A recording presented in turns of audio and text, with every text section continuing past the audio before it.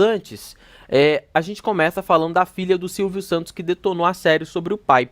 A gente tá falando de Cíntia Abravanel, é a filha mais velha do apresentador, né? Ela criticou a série O Rei da TV, produção exclusiva da Star Plus, com segunda temporada lançada em março desse ano. A filha mais velha do apresentador e empresário, dono do SBT, diz que a produção, aspas, desrespeitou o dono do SBT.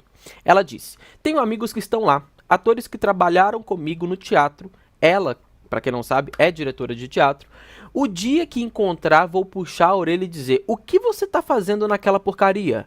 Eu não te coloquei na carreira para você fazer merda, não, comentou ela em entrevista exclusiva à Splash.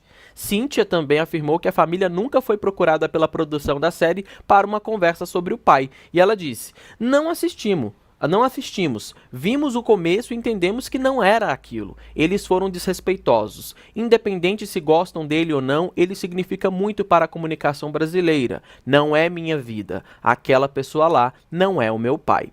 Splash entrou em contato com a Star Plus, que optou por não se pronunciar sobre as declarações. Produtores afirmaram que a série mistura fatos de ficção e não tem compromisso em ser uma produção documental durante papo exclusivo com a reportagem em março.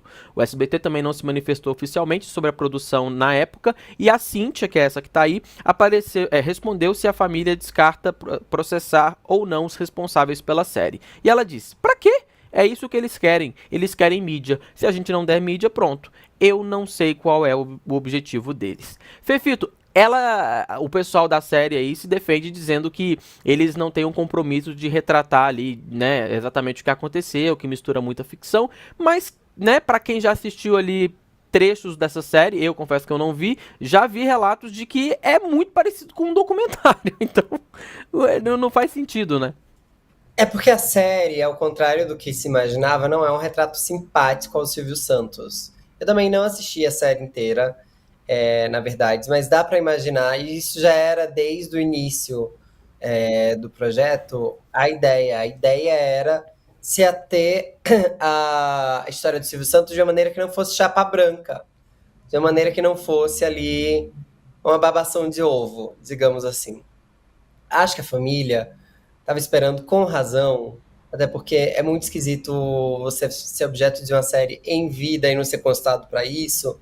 Acho que a família esperava com razão um pouco mais de reverência ao Silvio Santos, porque, goste ou não, de fato, é um dos maiores nomes, é o maior nome da comunicação no país.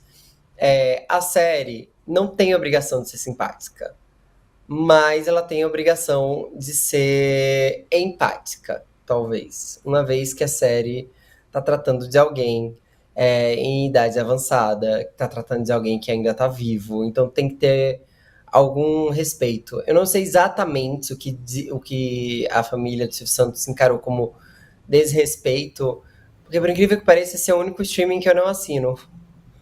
Então eu não vi a série inteira. Eu só peguei trechos também.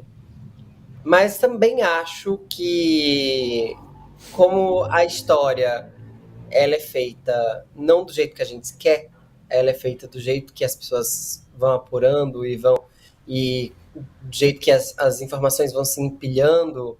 Acho que a família do Silvio Santos precisa, desde já, entender que a história do Silvio Santos já não pertence mais a ele, né? Eu acho que eles deveriam aproveitar a oportunidade de contar a história do Silvio Santos do jeito deles. Então, fazer a própria série no SBT, por exemplo. Fazer um próprio filme. Até porque vai vir aí um outro filme sobre o sequestro do Silvio Santos com o Rodrigo Faro, que a gente já viu a foto, não achou que ficou incrível também. Provavelmente vai ser criticado também. Então, assim, o melhor jeito de ter controle sobre uma narrativa é fazer você a narrativa. Eu acho que a história do Silvio Santos já passou da hora de ser contada pelo SBT. Deveriam contar sim.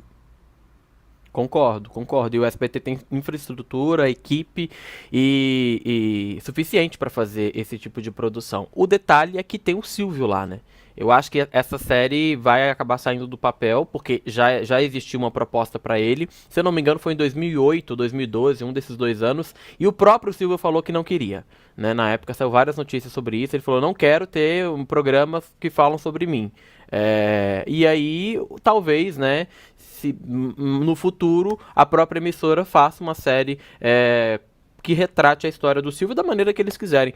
Eu acho que quando não se consulta a parte envolvida estando em vida, você de fato não tem empatia, não tem respeito, porque é fundamental que você escute a história daquela pessoa, até para você ter ideias de caminhos e maneiras de contar aquilo ali, né? Por mais que a série não tenha esse compromisso de ser um retrato documental, né? Eu acho que até faz parte da pesquisa, sabe, Fefito? Se eu vou fazer uma série sobre o Fefito, sobre o Dieguinho, sobre qualquer coisa, é básico que eu escute da pessoa histórias sobre ela, para eu imaginar as cenas, os locais, os enredos que eu vou dar e até mesmo criar essas narrativas. Não foi feito isso, a família mesmo retrata, ninguém nos consultou. Então a pergunta que fica é: de onde eles tiraram as informações que eles colocaram naquela série? Do Wikipedia, né?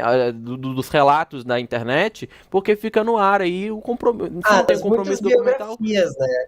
Silvio Santos tem muitas biografias escritas sobre ele já. Maurício Sticer, que trabalhou aqui no UOL, tem uma.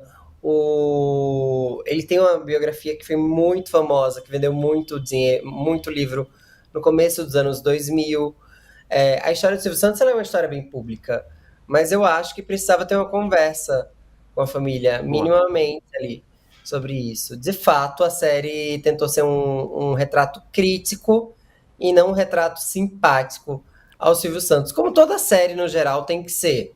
Mas o Silvio Santos está vivo, merece respeito, né? A família dele também merece ser ouvida.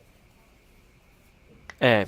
No chat aqui a Violeta falou: eu acho que se não era pra contar a verdade sobre a pessoa, melhor não fazer nada, nem contar nada. Contar só porque quer fica falso demais. E quem produz essas obras usa muita ficção. Essa é a minha opinião. E tem muita gente aqui chegando agora na live. A Maria Edna Lima também tá aqui. Já cheguei, já deixei o like. Gente, deixa o like, tá? Ajuda demais na divulgação aqui dos conteúdos que a gente sempre faz pra você em Splash. E aproveita também pra você se inscrever. Temos já quase 500 mil pessoas acompanhando, só 136 deixaram o like. Todo mundo, se deixar o like, a gente chega facilmente em 500 likes. Girando a Eu acho informação, que agora assim, sim ó, falamos de vai na fé. sobre a história da verdade, deixa eu só complementar uma coisa. Sim, Existem verdades possíveis, diferentes. Eu entendo que a gente divide o mundo entre verdade e mentira.